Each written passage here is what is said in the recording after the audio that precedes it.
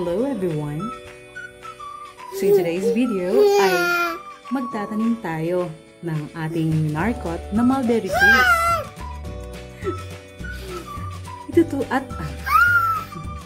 At ituturo ko rin sa inyo kung paano mag-clone 100% successful na pag-clone ng mulberry trees. So tara, samahan niyo kami ng makulit kong baby na ayaw magpalapag. Tara, samahan niyo kami. Let's grow! Ayan. So ito ang aking minarkot. Isa sa sanga na minarkot ko. Actually, mahigit na to, isang buwan na hindi ko na itatransplant dahil nga hinihintay ko pa na maputol yung aming puno ng aratilis doon. So, kakaputol lang yan. Hindi kasi namin maputol-putol noong panahon ng marami siyang bunga dahil nakakapanghinayang. At saka pala namin pinutol yun ay dahil ano yun siya safety risk na ba? Parang napansin kasi namin nabubulok na itong part ng puno niya. Yan. Yung part na yan. May bulok na. So, mabigat na yung bandang upper part niya dahil sa mga sanga. Mabigat na yun. Tapos, medyo mahina na ang bandang punuan. So, may tendency na mabuwal pag panahon na magkaroon ng bagyo, kaya malalakas na hangin. So, delikado. Baka magkaroon pa ng aksidente. Baka maputol yung mga kawad ng kuryente. Yan. So, no choice kami kundi putulin na rin lang yan. Anyway, may isang puno pa naman kami doon sa aming backyard poultry. So, bali dito sa part na ito, dito ko itatanim yung mga mulberry ko na minarkot. So, ito naman yung iba pang yan. So, may mga ugat niya. Malusog na musog yung mga ugat. Tamang-tama dahil makulit na yung panahon ngayon at mag-alasing ko na. So, perfect timing para sa pag-transplant ng puno. Ayan, so putulin na natin. So, paano ko ito puputulin? Ayan. Sa bandang baba na yan ng ating plastic na ginamit sa pagmamarkot. Diyan natin puputulin. No? Para itong ano dito, anong tawag doon? Nodes. Ayan. Itong node na ito. Hindi nakita masyado. Ito. Ang hirap pa kasi nakakarga sa akin ng baby. Ayaw magpalapag. So, ayan, yung node na yan just below the plastic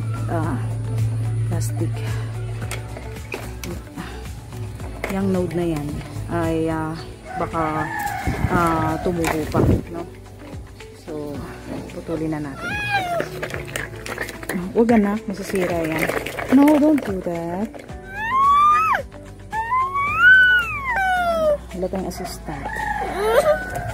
At umangawa pa itong aking baby. Ayan. Putol na siya. Uy, may bunga din.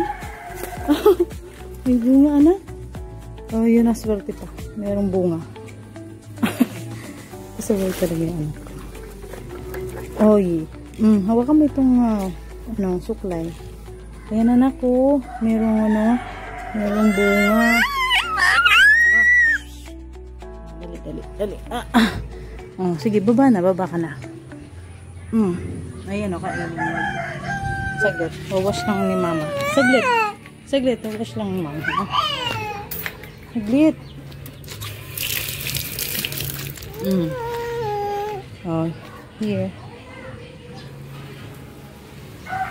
Okay. Sinaglit lang yung dalawang Favorite niya yan. May pasayaw pa. Diyan ka na lang, no? Palapag ka na kasi. Dahil nagpuputol si mama ang puno. Meron pa. Haba. So, before natin yan itanim mamaya, ay puputulan ko yan. Tamang-tama ang ano nito, matangkad na masyado para ano siya, matangkad na kaagad mula sa puno. Dahil ang anak ko, ang kadalasang ginagawa ng anak ko ay hinahatak niya ang kagaya nito. Kaya gaya nito ang aking halaman dito na may iksi lang, pinuputol niya yan. So ito medyo kapal-kapal na rin yung diameter nitong ating sanga. So hindi na ito basta-bastang mababali, no? So,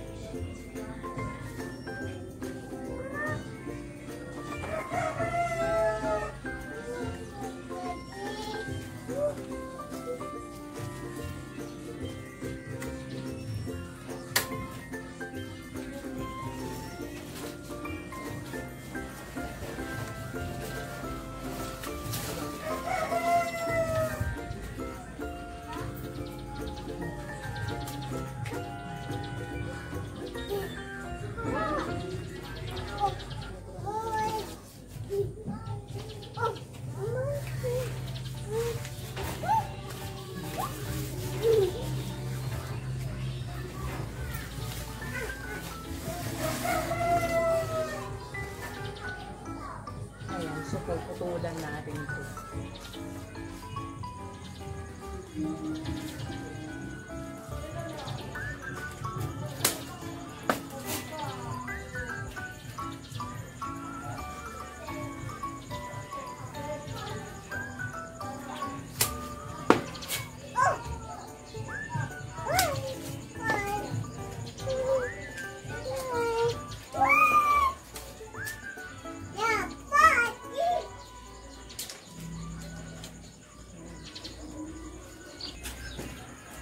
Kailangan siyang putulan para hindi mahirapan ang ugat, no? Para hindi mahirapan yung halaman na makaabante. Kasi syempre ang mga ugat niya di pa ganun ka talagang fully established kagaya ng nakadirekta ng nakatanim sa lupa. Pero madami na rin naman siya talagang ugat. Ganun lang talaga ang pamamaraan. So, kailangan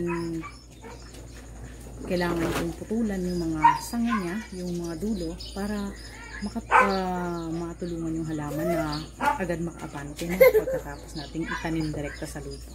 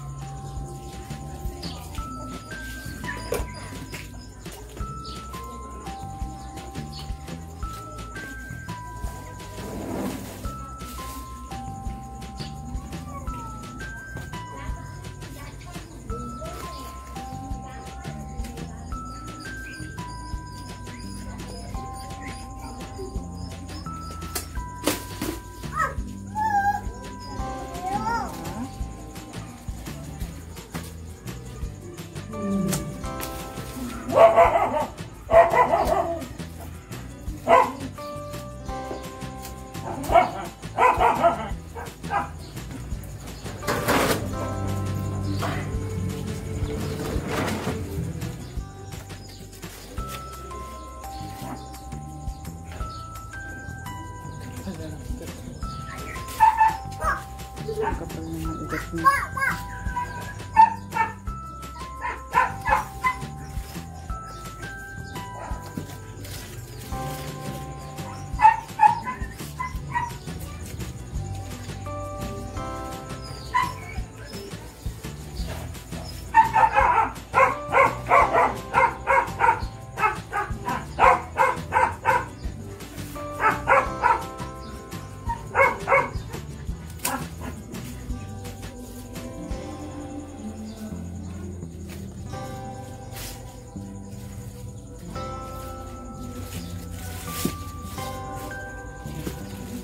So, actually mayroon pang isang natira doon. Sa sunod na araw ko na lang itatanim. Bali, ang kasya lang kasi dito sa space na pagtataniman ko ay 3 para hindi sila masyadong dikit-dikit.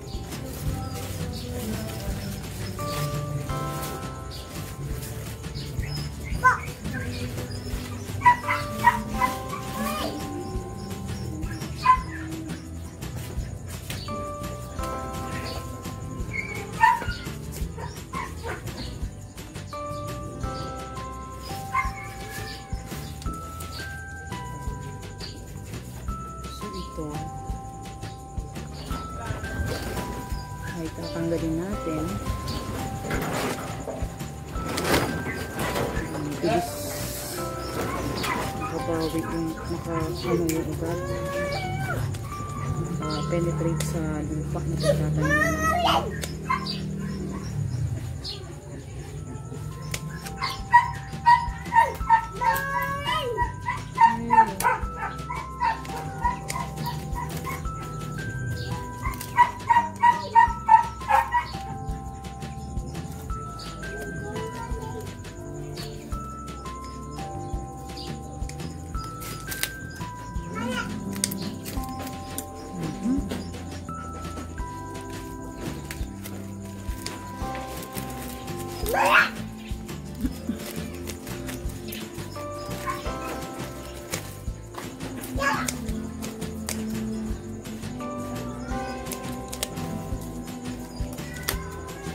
Actually, ito kahit mga 20 days, no, pwede nang i-transplant kasi marami na rin talaga siyang yung ugat niya. Pero dahil nga ay naghintay pa ako ng tamang tiyempo para i-transplant to. But anyway, okay lang naman dahil ayan, habang naghihintay ako, lalo naman ding kumakapal yung ugat niya. Kaya mas maganda yun dahil mas mabilis na makaka-recover ang halaman pagka transplant na natin.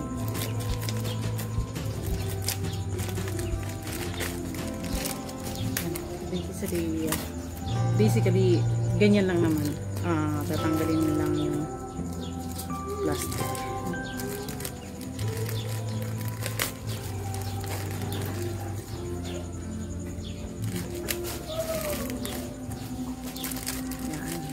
Free na free ang mga free na free yung halaman. Free na free yung halaman. Free na free yung mga ugat. Ayan, diba? Gandang bongga. Paganda-ganda ng mga ugat niya, oh. Padami na.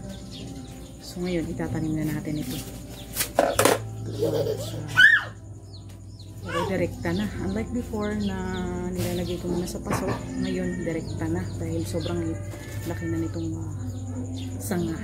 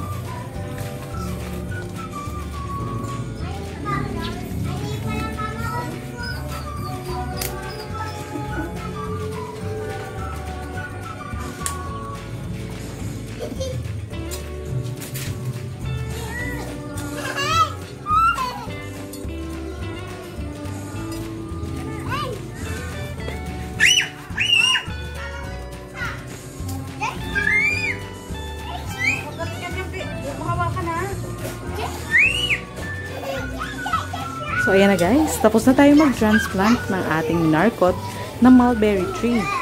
So, sa susunod na episode, abangan nyo, ituturo ko sa inyo kung paano ang pamamaraan ko ng pagmamarkot, which is 100% successful. So, that's it for now. Thank you for watching. Let's grow!